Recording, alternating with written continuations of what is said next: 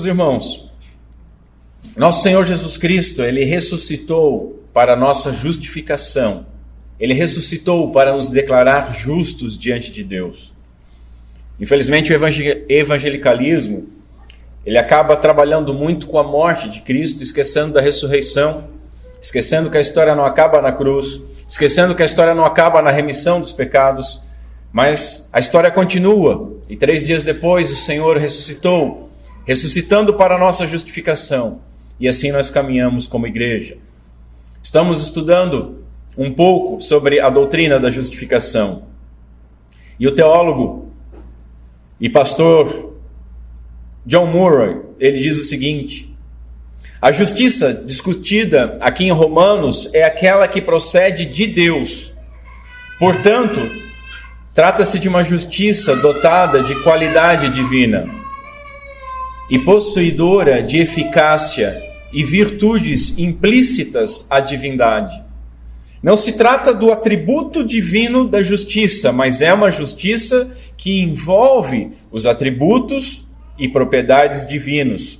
E ela é contrastada não meramente com a injustiça, mas ela é também contrastada com a justiça humana.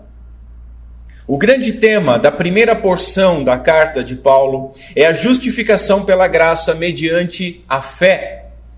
E a justiça humana é a própria essência das religiões deste mundo, em distinção do Evangelho de Deus. O que ele quer dizer com isso? As religiões, em sua maioria, em sua totalidade, falam a respeito da justiça humana, de como adquirir a justiça humana, de como ser salvo, ou remido, ou engrandecido, ou desenvolvido com relação à justiça humana. Mas o Evangelho do nosso Senhor Jesus Cristo, ele fala a respeito da justiça divina.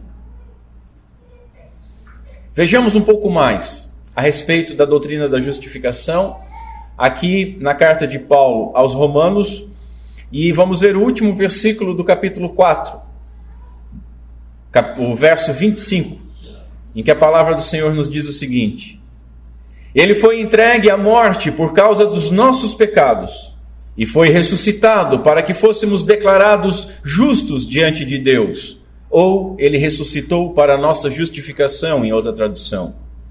Portanto, capítulo 5, uma vez que pela fé fomos declarados justos, temos paz com Deus por causa daquilo que Jesus Cristo, nosso Senhor, fez por nós. Até aqui. Curva sua cabeça novamente comigo. Vamos ao Senhor em oração.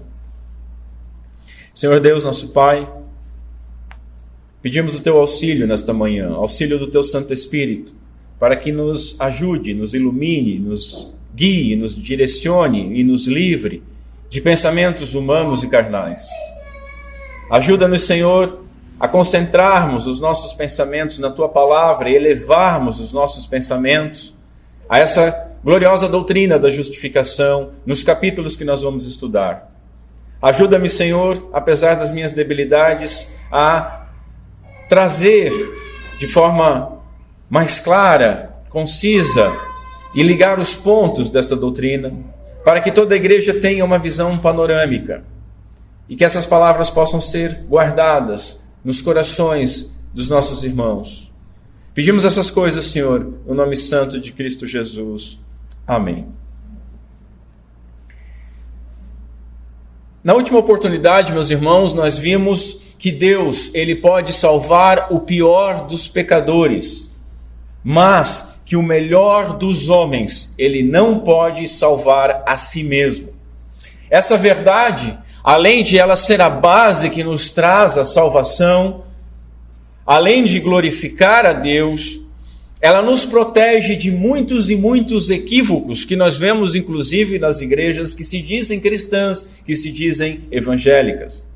Nós vimos, então, que ninguém pode ser justificado por obras da lei, porque pela lei vem o conhecimento do pecado. Dessa forma, nós precisamos de uma justiça que seja exterior a nós, ela não está em nós, ela tem que vir de fora para nós. A justificação que nós necessitamos, ela é concedida então por Deus, e ela é, portanto, gratuita. ela é mediante a fé na obra do nosso Senhor Jesus Cristo, na sua obra redentora a todos os que assim crerem, não pelas obras da lei, mas por fé. Tanto a lei quanto os profetas, eles dão testemunho dessa justificação. Paulo, ele apresenta então Abraão, que foi justificado por fé, como um exemplo escriturístico desta doutrina. Exemplo esse que nós, como igreja, devemos seguir, porque devemos crer, e crendo seremos justificados por fé. E isso está disponível a todos aqueles que crerem. E isso está registrado, Paulo nos escreve, para que nós creiamos. Está registrado graciosamente para que nós tenhamos fé. Hoje, meus irmãos, nós faremos a última exposição panorâmica sobre o Evangelho conforme ele é explicado por Paulo, a partir do último verso do capítulo 4. Ele foi entregue à morte por causa dos nossos pecados e foi ressuscitado para que fôssemos declarados justos diante de Deus. Nós vamos continuar analisando a centralidade da justificação gratuita por meio da fé, com as bênçãos que nos alcançam por causa dessa justificação gratuita, conforme os capítulos 5, 6, 7 e 8 de Romanos. E que Deus tenha misericórdia de nós, porque se eu falo 1h10 de um verso, imagine o que eu vou falar de 4 capítulos inteiros. Irmãos, haveria muito mais para nós observarmos de forma panorâmica nessa carta. Mas o meu intuito era dar uma visão geral para os irmãos. Primeiro, sobre a própria carta, a própria epístola, o seu autor, os seus destinatários, o porquê que ela foi escrita e os seus temas.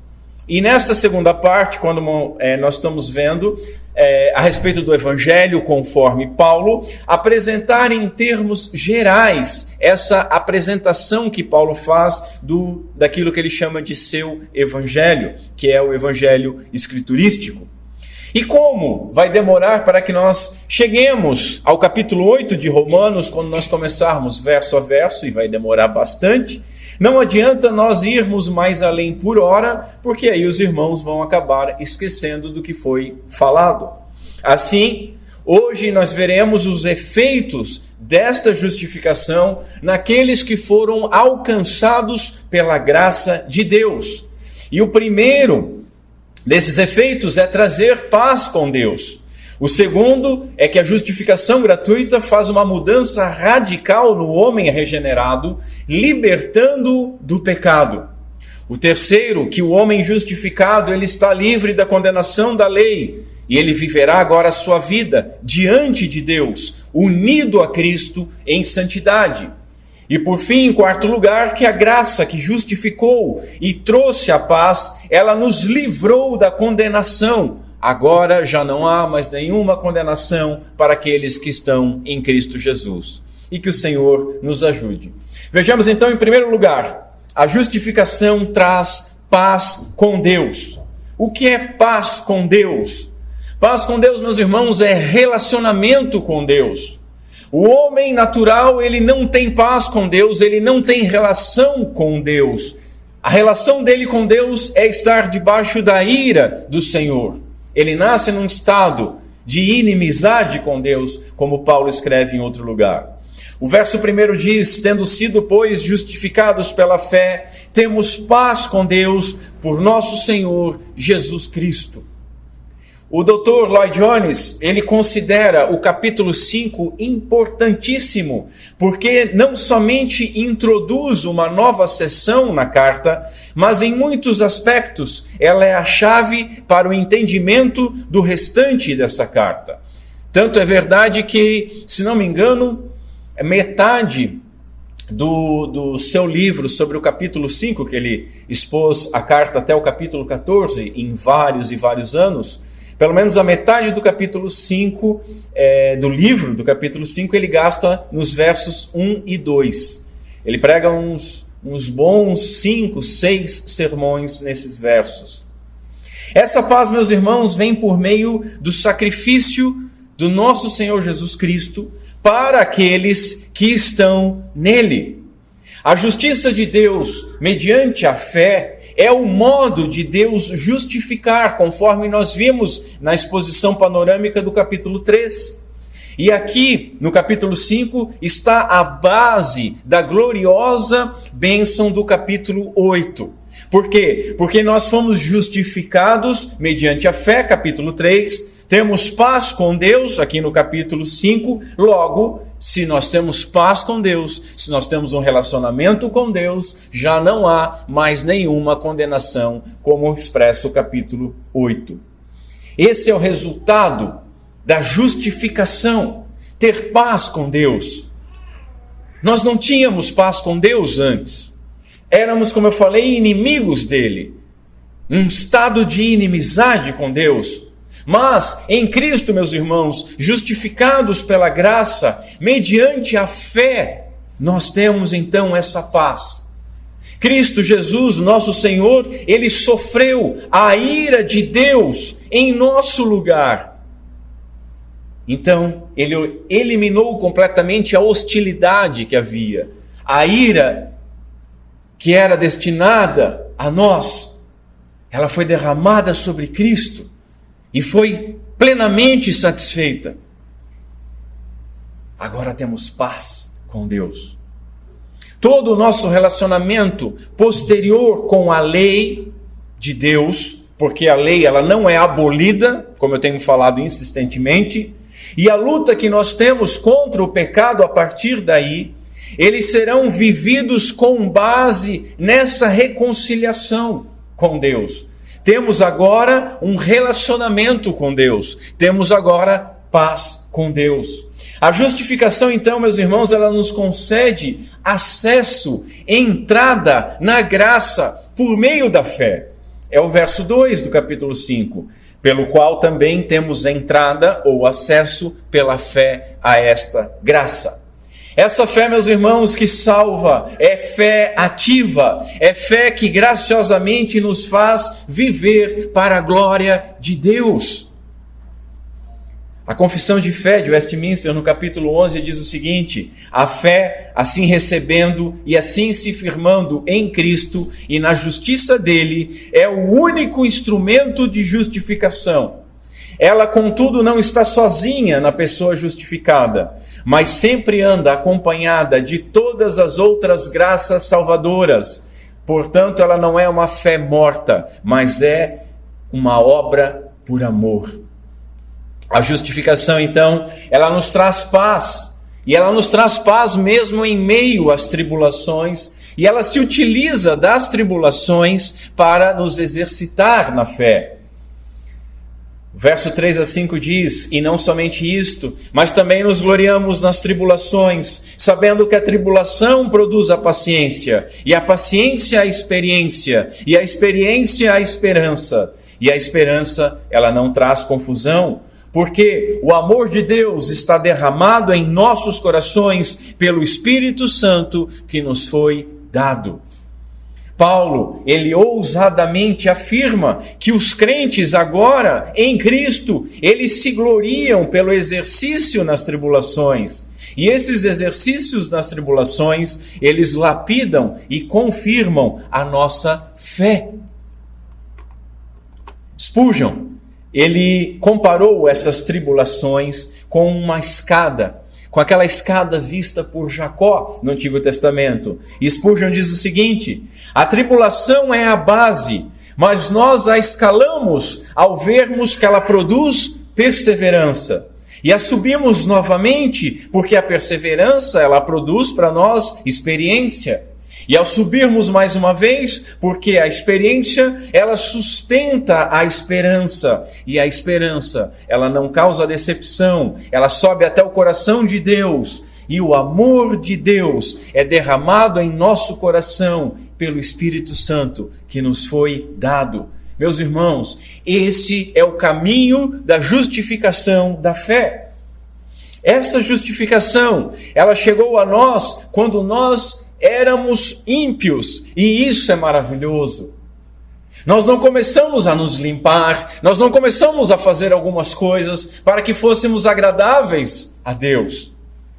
Normalmente você pega aquele seu querido parente ou aquele seu amigo e você convida ele para vir à igreja e ele vai te dizer assim: não, olha só, eu até quero ir, mas eu preciso resolver algumas coisas na minha vida.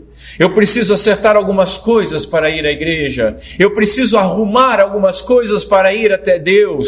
E esse é um pensamento totalmente humano, com voz satânica. Olha o que diz no verso 6. Porque Cristo, estando nós ainda fracos, morreu a seu tempo pelos ímpios. Ímpios nós éramos, ímpios nós fomos aceitos, ímpios nós fomos amados, ímpios nós fomos resgatados pelo sangue do Cordeiro. Paulo então ele inicia uma solene argumentação sobre a graça e o amor do nosso Senhor Jesus Cristo. Ele nos amou primeiro e morreu por nós, quando nós éramos seus inimigos. E aí Paulo vai dizer que isso é grandioso, porque conforme ele continua, ele diz o seguinte: porque poderá ser que por alguém bom, por alguém correto, por alguém bonitinho, alguém até ouse morrer. Seria um herói. Mas Paulo diz: mas Deus, Ele prova o seu amor para conosco, em que Cristo morreu por nós, quando nós éramos ainda pecadores. Por isso nós nos gloriamos. Você entregaria a sua vida por alguém? Talvez por alguém que você amasse muito. Mas normalmente nós amamos muito aqueles que retribuem o nosso amor. Quando nós éramos ainda inimigos, Cristo morreu por nós. Veja, se nós fomos amados quando nós éramos inimigos, quando nós éramos ímpios, nós não seremos jamais desprezados agora que nós fomos justificados. Porque se agradou a Deus moer o nosso Senhor Jesus Cristo quando nós éramos piores do que somos, agora que nós estamos num estado de paz com Deus, Ele jamais nos negará a salvação. Portanto, meus irmãos, aqui está a razão para nós nos gloriarmos. Logo, muito mais agora, diz Paulo, tendo sido justificados pelo seu sangue, seremos por ele salvos da ira.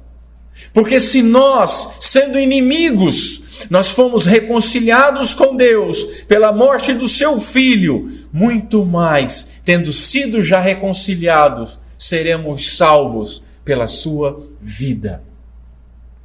Quando éramos inimigos, nós fomos justificados pelo seu precioso sangue.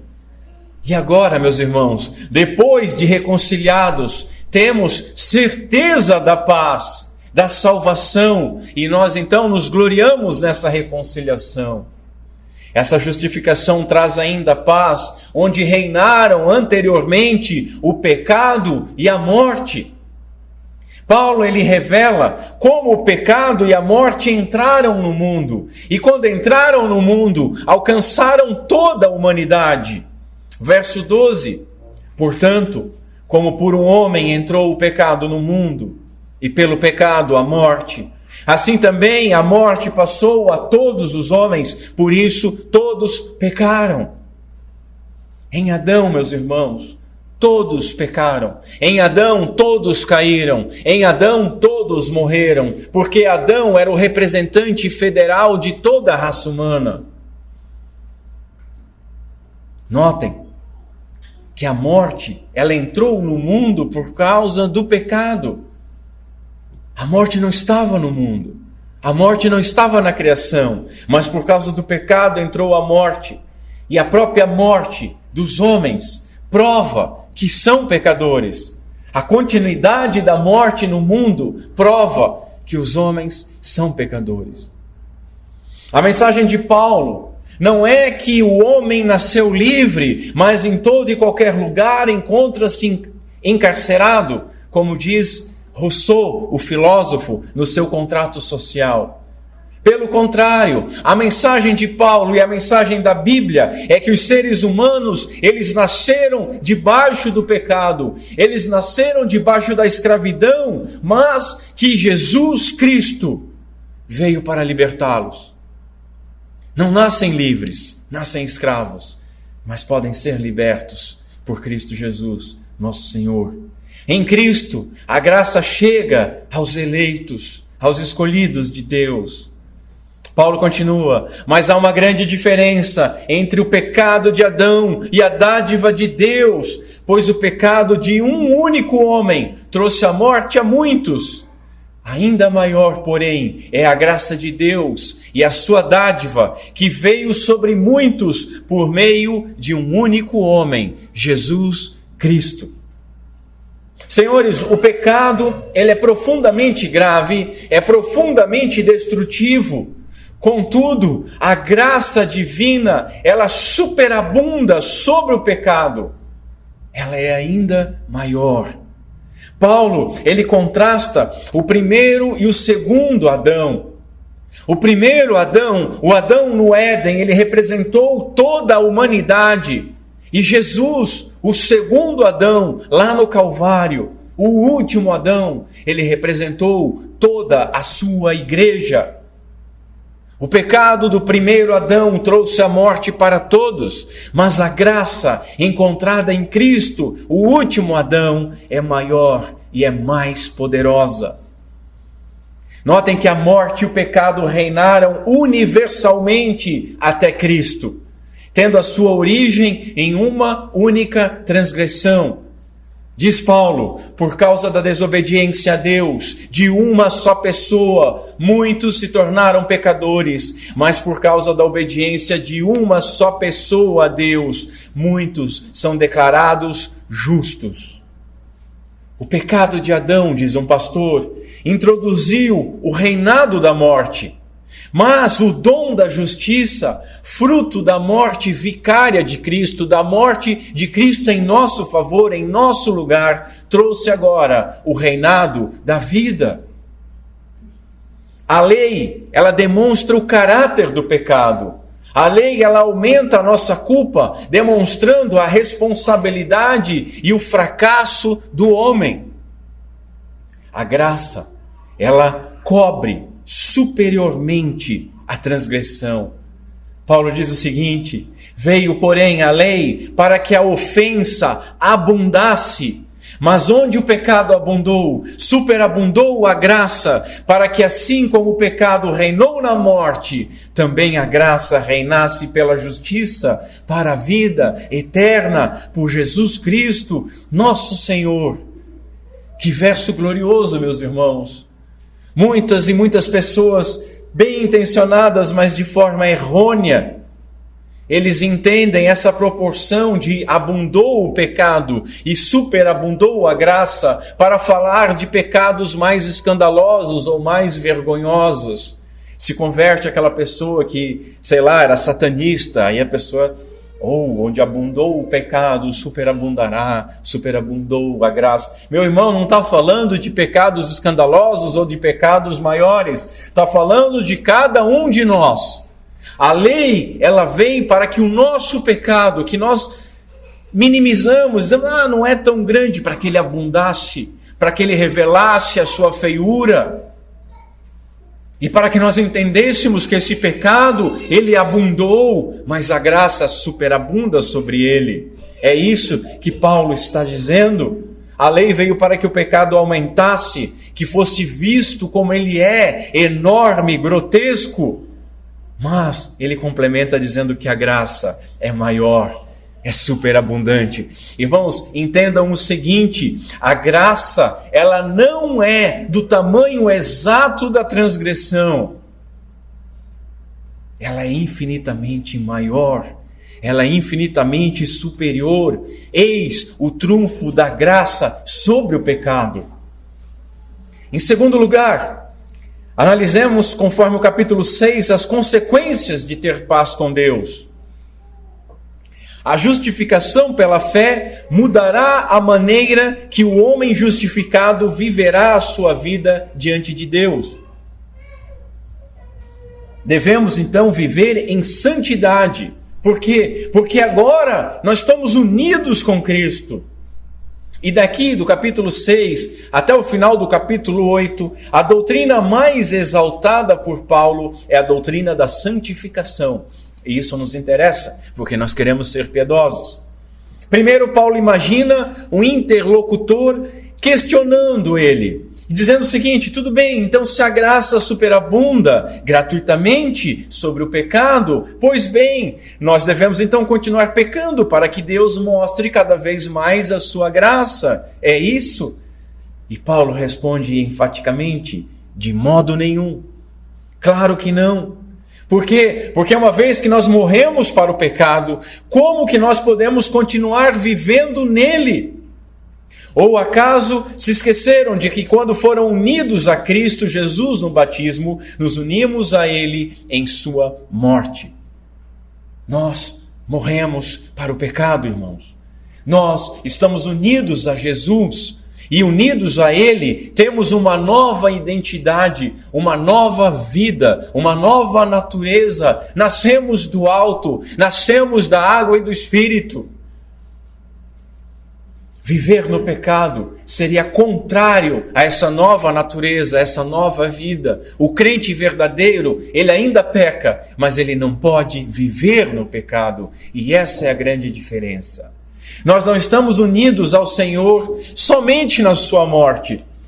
Paulo continua dizendo: pois pelo batismo morremos e fomos sepultados com Cristo. E assim como ele foi ressuscitado dos mortos pelo poder glorioso do Pai, agora nós também podemos viver uma nova vida. Uma vez que a nossa união com Ele se assemelhou à sua morte, assim também a nossa ressurreição será semelhante à dele. Sabemos que a nossa velha natureza humana, ela foi crucificada com Cristo, para que o pecado não tivesse mais poder sobre a nossa vida. E dele, do pecado, nós deixássemos de ser escravos. Pois quando morremos com Cristo, fomos libertos do poder do pecado. Então, diz Paulo, uma vez que morremos com Cristo, cremos que também com Ele viveremos. Ele vive, e com Ele nós viveremos. O crente foi batizado em Cristo. O nosso batismo é sinal e selo da nossa regeneração, da nossa recriação, do nosso novo nascimento em Cristo. Passamos da morte para a vida, da velha natureza carnal para uma novidade de vida como filho de Deus. Quem vive essa vida tem paz com Deus, porque não há mais nenhuma condenação. Uma vez mortos para o pecado, meus irmãos, nós não podemos mais pecar. Nós ansiamos agora pela ressurreição, quando nós viveremos então plenamente com Cristo. Por quê? Porque nós ainda não vivemos esse estado em plenitude. Nós sabemos o que seremos. Nós sabemos que somos filhos, mas ainda não se manifestou o que de fato seremos, como diz João no capítulo 3 da sua primeira carta. Ainda não vivemos nesse estado, mas veja, contudo, hoje o pecado, meus irmãos, não tem mais domínio sobre nós. Você pode resistir ao pecado, e quando você peca agora, você tem que se arrepender dobradamente, porque você não é mais escravo, nós não somos mais escravos do pecado. Mas quando pecamos, nós consentimos com o pecado. Paulo diz: considerem-se mortos para o poder do pecado e vivos para Deus em Cristo Jesus. Estamos mortos para o pecado. O que isso significa? Que ele não tem mais domínio sobre o nosso corpo. Aqueles que se escondem atrás do pecado estão se escondendo atrás da própria concupiscência, da própria cobiça. Nós estamos mortos para o pecado. Ao invés do pecado dominar, ao invés disso, nós devemos agora nos oferecer voluntariamente e amorosamente a Deus. Paulo diz: não deixem que o pecado reine sobre seu corpo, cedendo aos desejos pecaminosos. Não deixem que nenhuma parte do seu corpo se torne instrumento do mal para servir ao pecado, mas, em vez disso, entregue-se inteiramente a Deus, pois vocês estavam mortos e agora têm vida. Portanto, ofereçam o seu corpo, o nosso corpo, irmãos, o seu corpo para fazer o que é certo para a glória de Deus. O pecado não é mais o seu senhor, pois vocês já não vivem sob a lei, mas vivem sob a graça de Deus. O pecado não é mais nosso Senhor. Jesus é o nosso Senhor. Nós podemos resistir ao pecado. Nós podemos dizer não ao pecado. O reino do pecado foi destruído. Nós fomos libertos do seu poder. E é assim que nós devemos viver. O homem natural, o homem sem Cristo, ele não só vive pecando, como ele não pode dizer não para o pecado. Mas nós podemos, porque fomos libertos. A justificação nos livra da condenação, ela traz paz com Deus, e essa graça, ela nos concede a capacidade que só filhos de Deus têm de obedecer a Deus. Nós vivemos pela graça, vivemos pela graça. Irmãos, a permanência em um estado de paz e livre de condenação deve-se à fé na obra do nosso Senhor Jesus Cristo e não na nossa capacidade de obedecer. É por fé na obra de Cristo. Contudo, nós temos liberdade para obedecer. Liberdade para obedecer pela graça de Deus, para a glória de Deus. Nós fomos retirados do reinado da escravidão do pecado e fomos transportados para o reinado da liberdade, para o reino do seu amor. Não estar mais debaixo da lei também não significa liberdade para pecar. Paulo imagina que o seu interlocutor pergunte novamente: pois bem, uma vez que a graça nos libertou da lei, quer dizer que podemos continuar pecando? E Paulo responde: claro que não, claro que não. Escravos do pecado, nunca mais. O que temos que entender, meus irmãos, é que todo homem ele é servo de alguém. Ou ele é servo de Deus, ou ele é servo do pecado. Paulo diz: vocês não sabem que se tornam escravos daquilo que escolhem obedecer? Podem ser escravos do pecado que conduz à morte, ou podem escolher obedecer a Deus que conduz à vida e à justiça. O crente, ele foi liberto do pecado por Deus para viver como servo, como escravo de um bom Senhor, de um amoroso Senhor. Assim, nos tornamos voluntariamente servos da justiça. Antes nós éramos escravizados por correntes de morte. Hoje nós somos amarrados ao Senhor por meio de laços de amor. E essa é a verdadeira liberdade. A verdadeira liberdade não é fazer o que você quer fazer, mas a verdadeira liberdade em Cristo é poder dizer não ao pecado e sim à lei de Deus. A fidelidade é o fruto e é o destino do cristão. Paulo continua: mas agora, libertados do pecado e feitos servos de Deus, tendes o vosso fruto para a santificação e, por fim, a vida eterna. Pois o salário do pecado é a morte, mas a dádiva de Deus é a vida eterna em Cristo Jesus, nosso Senhor. Assim Paulo termina fazendo um contraste entre aquilo que o homem pode merecer e aquilo que lhe é concedido gratuitamente. Ele diz que a morte é merecida, a morte é o salário merecido de quem vive no pecado. A morte é uma dívida que você tem com o pecado. Você vive no pecado e o pecado te retribui com morte. Contudo, a vida eterna não é salário, a vida eterna não é merecida, não é mérito. Deus não tem dívida com ninguém, ela é concedida, ela é dádiva graciosa. Portanto, nós não estamos debaixo da lei, mas estamos debaixo da graça que nos constrange a uma nova obediência da nova vida em Cristo Jesus, nosso Senhor.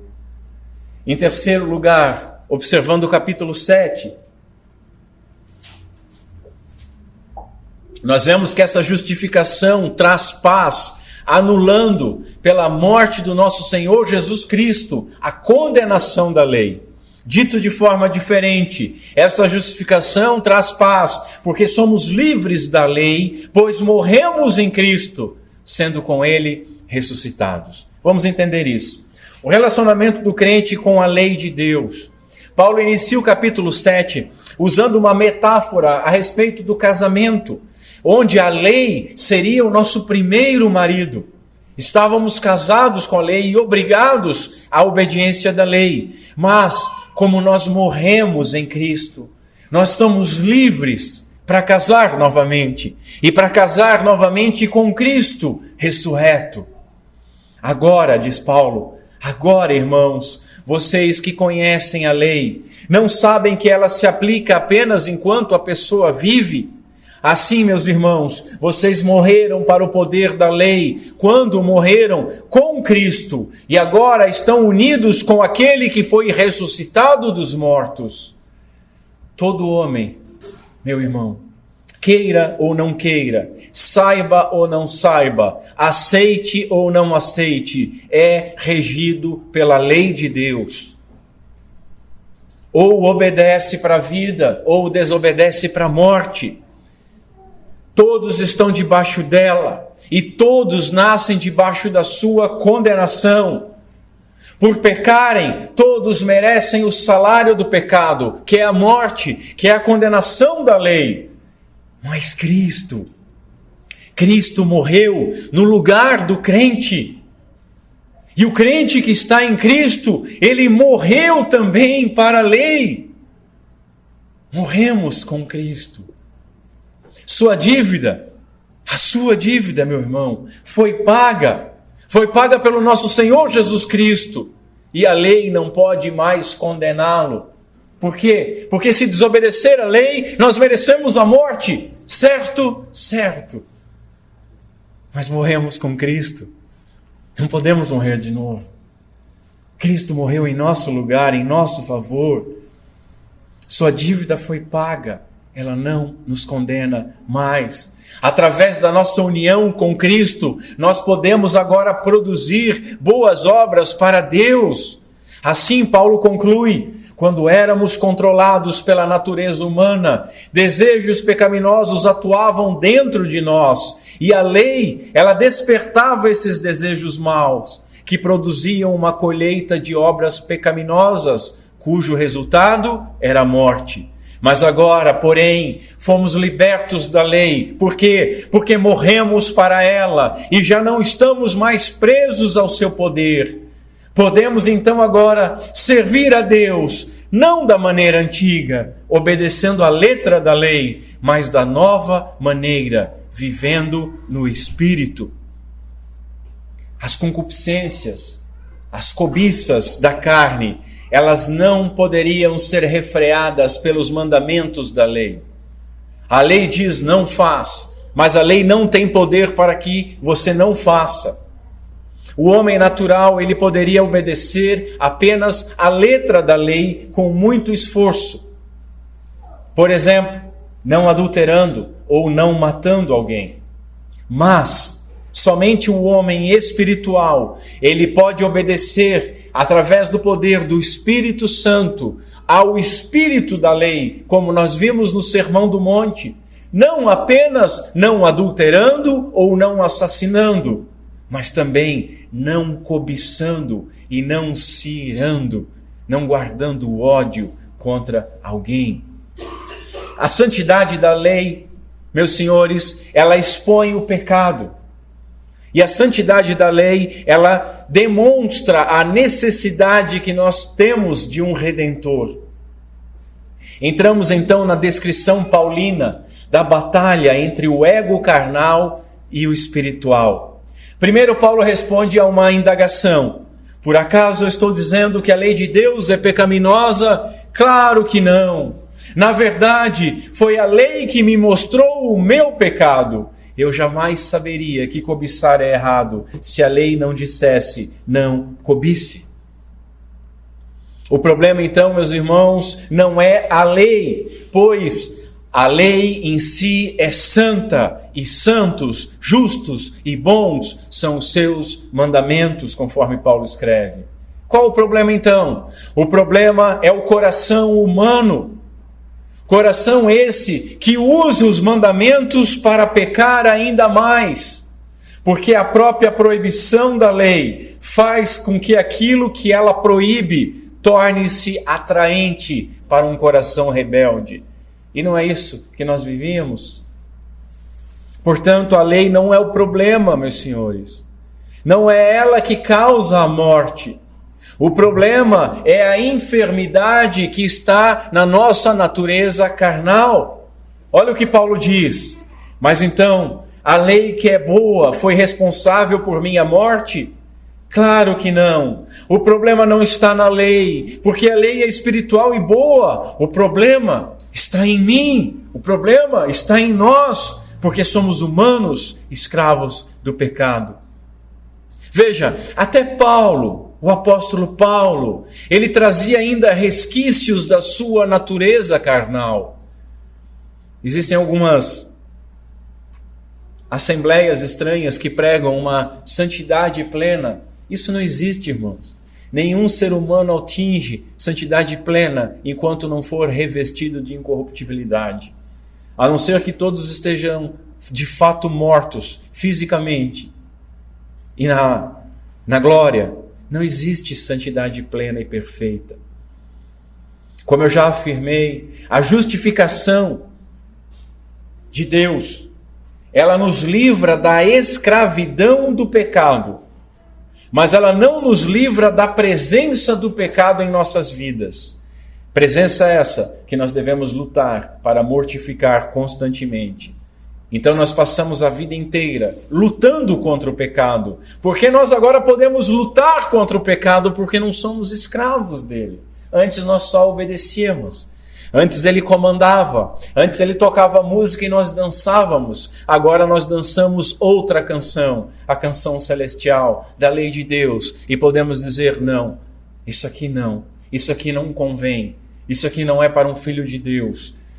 Apesar de às vezes tropeçarmos, podemos até cair de cara no chão, mas não ficamos ali no meio. Nós não nos identificamos mais com os porcos no chiqueiro. Nós sabemos que o nosso lugar é na casa do Pai e sempre retornamos, mesmo que com o rabinho entre as pernas, para o Pai, dizendo: Senhor, não me trate mais como filho, porque eu não mereço. Me trate como um dos teus servos. Nós passaremos a vida lutando contra o pecado, mortificando a nossa natureza carnal. E isso, meus irmãos, é aquilo que nós chamamos de santificação. A doutrina da santificação. O propósito da lei é revelar e condenar o pecado. Contudo, a lei, acaba também despertando o pecado em nós, de tão vis que nós somos. Não por uma falha dela, mas por causa da nossa cobiça.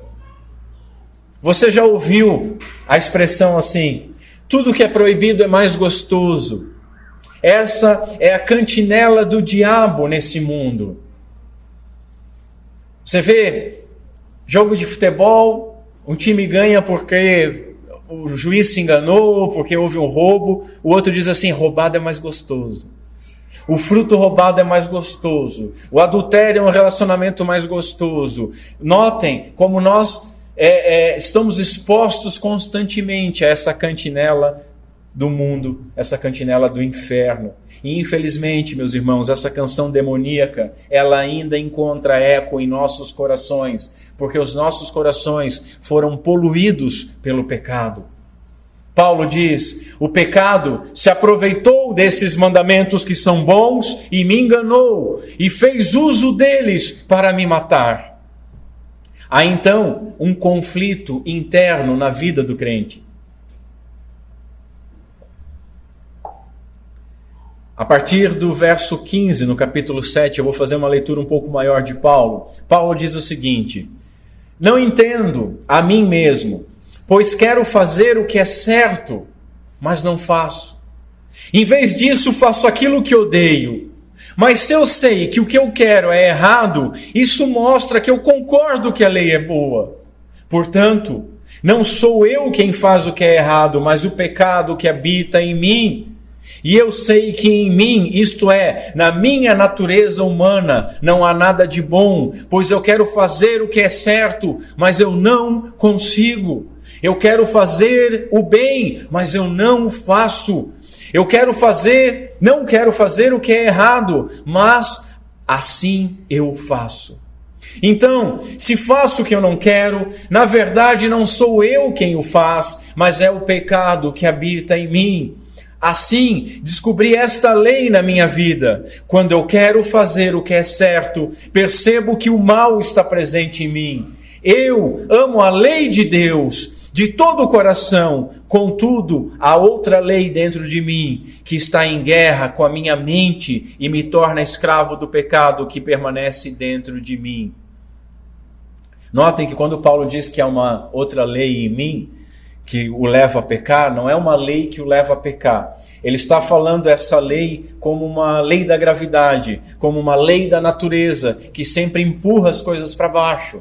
E essa lei que ele encontra nele, que é da enfermidade da carne, mesmo que ele entenda os mandamentos de Deus, e entenda que é salvo, e entenda que deve viver para a glória de Deus e fazer determinadas coisas e deixar de fazer outras, essa lei natural o faz agir de modo errado. E assim é a nossa vida como cristãos. Nós não ficamos no pecado, nós pecamos e já no momento que pecamos, nós sentimos que desafinamos. Nós já nos envergonhamos, nós já buscamos ao Senhor. Muitos teólogos, eles tentam afirmar que Paulo, quando faz essas declarações, ele está falando da sua experiência pré-conversão, ou então que ele está descrevendo a vida de um incrédulo, que a vida do crente não é assim. Irmãos, isso é um engano.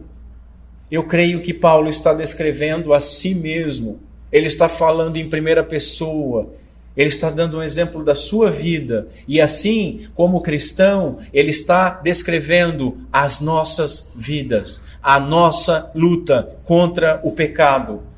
Ou seja, a nova vida em Cristo traz a inclinação de obedecer e fazer o que é justo e bom. E essa inclinação, como nós vamos ver no capítulo 8, só tem o Filho de Deus, porque somente o Filho de Deus tem o Espírito Santo e pode se inclinar para as coisas do Espírito. O ímpio não pode. Mas não basta isso, nós nos inclinamos a fazer o que é justo e bom, mas encontramos ainda resistência nos resquícios do velho homem que lutam contra nós. Por isso que nós precisamos orar, por isso que precisamos jejuar, por isso que precisamos ler a palavra, por isso que precisamos ouvir a palavra, por isso que precisamos ser trazidos constantemente ao arrependimento, ser fortalecidos pelos sacramentos. Lutero, ele afirmou o seguinte: pensei que o velho homem tinha morrido nas águas do batismo, mas descobri que o infeliz sabia nadar. Agora eu tenho que matá-lo todos os dias, e é assim que nós vivemos. Todos os dias nós temos que pegar o desgraçado da nossa velha criatura e afogá-lo. Todos os dias. E pode ter certeza, você não vai ter um dia de folga. Paulo então exclama: como sou miserável! Quem me libertará deste corpo mortal dominado pelo pecado? Mas no meio dessa angústia, ele também dá a resolução do conflito. Graças a Deus, a resposta está em Jesus Cristo, nosso Senhor. Na mente ele diz: quero de fato obedecer à lei de Deus, mas por causa da minha natureza humana, sou escravo do pecado. Essa frustração do apóstolo, irmãos, com o desejo de crescer na santificação atual, mas sendo resistido no seu corpo mortal, conduz Paulo ao argumento do capítulo 8.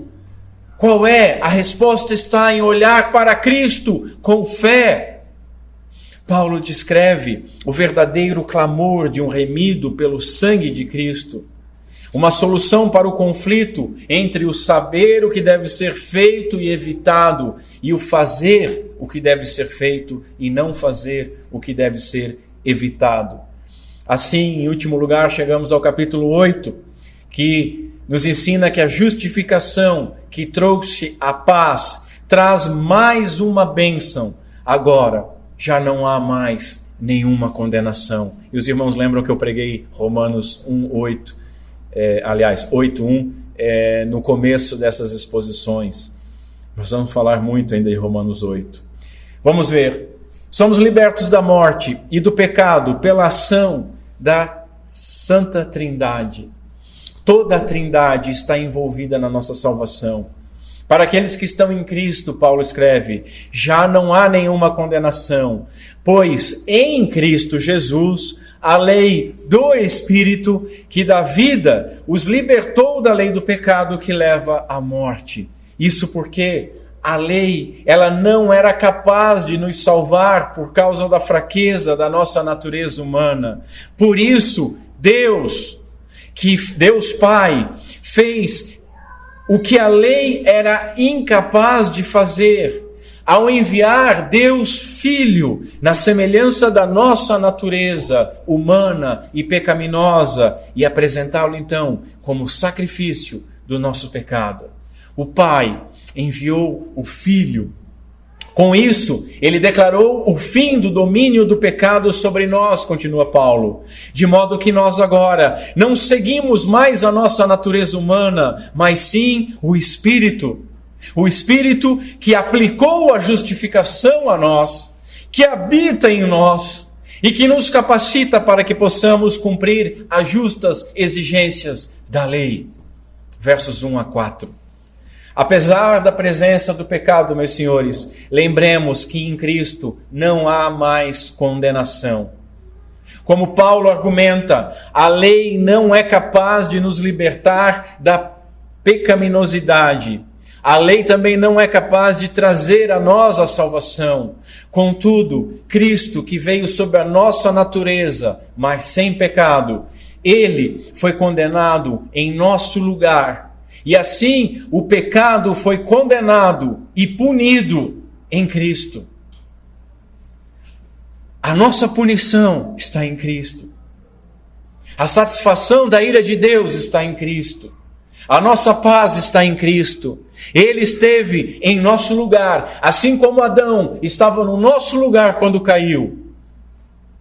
A maldição da lei, que era nossa, recaiu sobre Cristo Jesus, que estava na cruz em nosso lugar.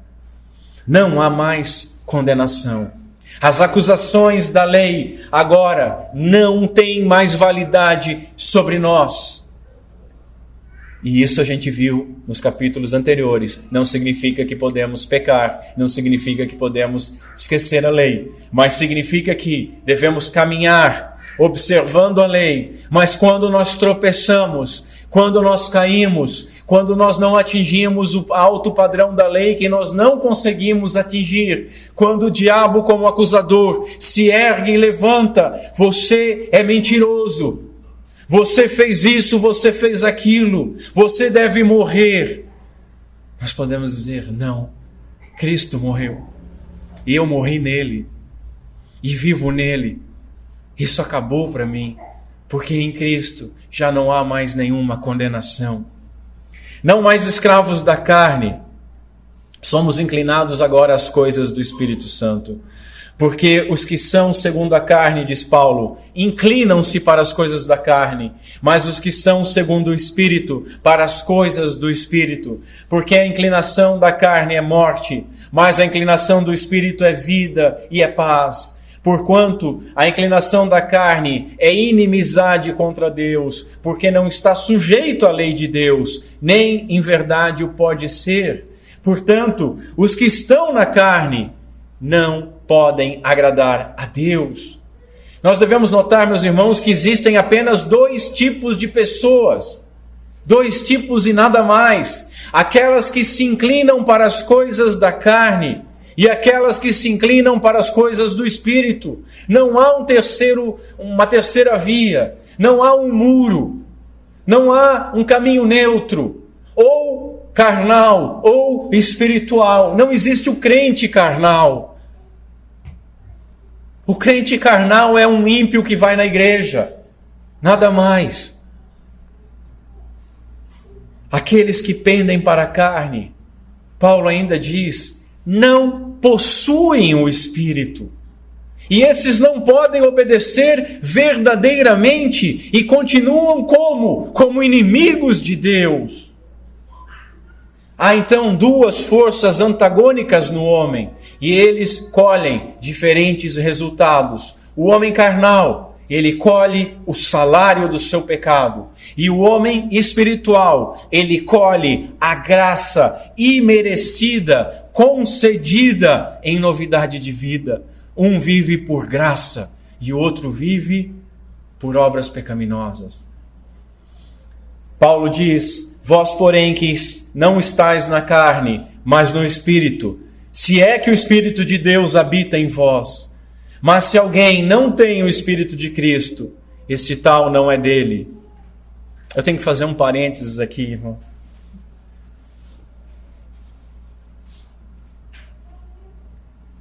Crisma católica. Crisma católica. Segunda bênção evangélica carismática, ou, como é chamado, batismo no Espírito Santo. Paulo está condenando isso aqui. Não existe. Não existe um crente razoável e um crente espiritual que tem o Espírito Santo. Porque se não tem o Espírito Santo, não é crente. Entendem o dano dessa doutrina? Vou continuar. Mas se alguém não tem o Espírito de Cristo, esse tal não é dele. E se Cristo está em vós, o corpo, na verdade, está morto por causa do pecado, mas o Espírito vive por causa da justiça. E se o Espírito daquele que dentre os mortos, ressuscitou a Jesus, se ele habita em vós, aquele que dentre os mortos ressuscitou a Cristo, também vivificará os vossos corpos mortais pelo seu Espírito que em vós habita. O crente, ele possui o Espírito de Cristo. O homem carnal está morto espiritualmente. O crente, mesmo sujeito à fraqueza da sua velha natureza, mas pela força da sua nova natureza, ele busca viver com todas as forças para a glória de Deus. Ele possui o Espírito e a promessa da ressurreição, o Espírito Santo da vida e habita em nós, meus senhores. Mas que simplesmente a anulação da condenação, puxa o freio de mão. A anulação da condenação é pouca coisa? Óbvio que não, é a condenação do inferno. Mas veja, mais que simplesmente a anulação da condenação, a justificação e a presença do Espírito Santo de Deus em nossas vidas são bênçãos que contemplam 5 outras promessas. E aqui novamente o evangelicalismo ele fica deficiente, porque ele vai transferir isso por uma segunda bênção que não existe, ou então ele vai ficar olhando somente para a cruz e para a remissão dos pecados. Mas a justificação, Jesus não só morreu, ele ressuscitou para nos justificar. E a justificação nos traz 5 promessas maravilhosas. E a primeira dessas promessas é ser guiado pelo Espírito Santo de Deus. Porque todos, diz Paulo, porque todos os que são guiados pelo Espírito de Deus, esses são filhos de Deus. O Espírito, ele nos capacita, como filhos de Deus, a triunfar sobre o pecado. Ele nos guia em cada um dos passos das nossas vidas. E Ele nos guia não apenas apontando o caminho que nós devemos ir, mas Ele nos guia conduzindo pela mão. Glória a Deus. Segunda promessa, a adoção, irmãos. Adoção. Nós não fomos só salvos por Cristo, nós somos adotados em Cristo. Paulo diz, porque todos os que são guiados pelo Espírito de Deus, esses são filhos de Deus. Porque não recebestes o espírito de escravidão para outra vez estardes em temor, mas recebestes o espírito de adoção, de filhos, pelo qual nós clamamos, Abba, Pai. O mesmo Espírito testifica com o nosso espírito que somos filhos de Deus. O Espírito, ele nos dá a garantia da adoção.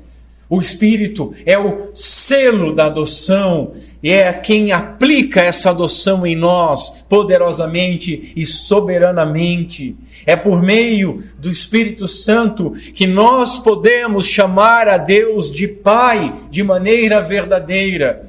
O mundo chama Deus de Pai. O mundo diz, também sou filho de Deus. Não é não, filhão. Não é não, porque sem o Espírito Santo, sem a inclinação para as coisas de Deus, sem ter nascido novamente, sem crer na obra do nosso Senhor Jesus Cristo, você não foi justificado. Portanto, não é filho de Deus, por mais que você advogue ser. Pois Ele é a testemunha da nossa filiação, e Ele testemunha essa verdade em nossos corações. Meus irmãos, mais do que saber sobre adoção, pelo poder do Espírito Santo, nós sabemos que nós somos adotados. Ele confirma aos nossos corações. Terceira promessa, a herança. Paulo diz, e se nós somos filhos, somos logo herdeiros também, herdeiros de Deus e co-herdeiros de Cristo. Se é certo que com Ele padecemos, para que também com Ele sejamos glorificados. O Espírito Santo, sendo o penhor da nossa herança, traz a certeza da nossa adoção. Isso que eu falei no último ponto. Essa adoção, adotados em Cristo, filhos de Deus, ela nos faz ser o que todo filho é dos seus pais, herdeiros de Deus. Herdeiros de Deus como filhos de Deus, co-herdeiros em Cristo como irmãos de Jesus, ou ainda herdeiros da própria herança de Jesus, pois nós somos um com Ele, unidos inseparavelmente com Ele. A herança de Cristo é a nossa herança. Os sofrimentos do presente, eles antecedem a glória do futuro. Paulo diz, porque para mim tenho por certo que as aflições desse tempo presente não são para comparar com a glória que em nós será revelada. Quarta promessa, a intercessão do Espírito Santo. Meus irmãos, por causa da nossa fraqueza e da poluição do pecado em nossas vidas, nós não sabemos orar como convém. Mas o Espírito Santo nos auxilia, Ele toma sobre si a nossa carga, nos socorrendo por meio da sua santa intercessão. Paulo diz o seguinte, e da mesma maneira, também o Espírito ajuda as nossas fraquezas. Porque não sabemos o que havemos de pedir como convém, mas o mesmo Espírito intercede por nós com gemidos inexprimíveis, e aquele que examina os corações sabe qual é a intenção do Espírito, e é Ele que, segundo Deus, intercede pelos santos. Notem, meus irmãos, que texto maravilhoso. Notem que é uma intercessão intensa, uma intercessão agonizante por meio de gemidos. Contudo, é uma intercessão eficaz. John Stott ele diz o seguinte, a inspiração do Espírito Santo ela é tão necessária quanto a mediação do Filho, se quisermos obter acesso ao Pai na oração. Ou seja, nós oramos verdadeiramente quando nós oramos em nome de Cristo Jesus, em nome do Filho, mas no poder do Espírito Santo. Essa é a verdadeira oração. Quinta promessa, a eleição, que é para a adoção e glorificação. Veja, a nossa fé, ela não é uma esperança incerta. Ela não é algo assim, se der, deu. Vamos ver. Vamos lá, vamos tentar aí, numa dessa lá, a gente vê como é que fica. Não é assim. A nossa fé é uma convicção segura. A nossa fé, ela é firmada na promessa daquele que não pode mentir. Paulo inicia dizendo, sabemos. Veja, ele não está dizendo assim, supomos, achamos, imaginamos, vai lá quem sabe. Não, sabemos. Sabemos o quê? Sabemos que todas as coisas contribuem juntamente para o bem daqueles que amam a Deus, daqueles que são chamados segundo o seu propósito. Aqui nós já aprendemos que não importa aquilo que nós estejamos passando, meus irmãos, porque nós estamos sempre no centro da vontade soberana e amável de Deus. Mas nós sabemos mais. Nós sabemos também que os que dantes conheceu, também os predestinou para serem conformes à imagem do seu Filho, a fim de que ele seja o primogênito entre os irmãos. Observem o seguinte, qual é o propósito da eleição? O propósito da eleição não é simplesmente salvação, senhores. O propósito da eleição é muito mais. O propósito da eleição é a adoção. Esse é o propósito certo. E esse propósito é certo. Por quê? Porque Paulo escreve, sabemos. Sabemos que aos que predestinou, a estes também chamou, e aos que chamou, a estes também justificou, e aos que justificou, a esses também glorificou. Glória a Deus por isso. Nós sabemos que fomos predestinados para sermos feitos à imagem de Cristo, adotados nele pelo Pai, e que o Pai já nos glorificou, ainda que nós esperemos a plenitude dessa promessa de bênção. O verbo está no passado, ele já glorificou. Repito, essa é a firme convicção que possuem pela graça os corações daqueles que foram regenerados e que é confirmada pelo testemunho do Espírito aos filhos de Deus. Por fim, irmãos, diante de todas as bênçãos da justificação que nos alcançam totalmente pela graça, sem mérito algum, mediante simplesmente a fé, eu quero concluir recitando aquilo que nós podemos chamar como o hino da certeza do amor de Deus, o final do capítulo 8, que começa no verso 31, dizendo: que diremos, pois, destas coisas? Se Deus é por nós, quem será contra nós? Aquele que nem mesmo o seu próprio Filho poupou, antes o entregou por todos nós, como que ele não nos dará também com ele todas as coisas? Quem intentará acusação contra os escolhidos de Deus? É Deus quem os justifica. Quem é que os condenará? Pois é Cristo quem morreu, ou antes quem ressuscitou dentre os mortos, o qual está à direita de Deus e também intercede por nós.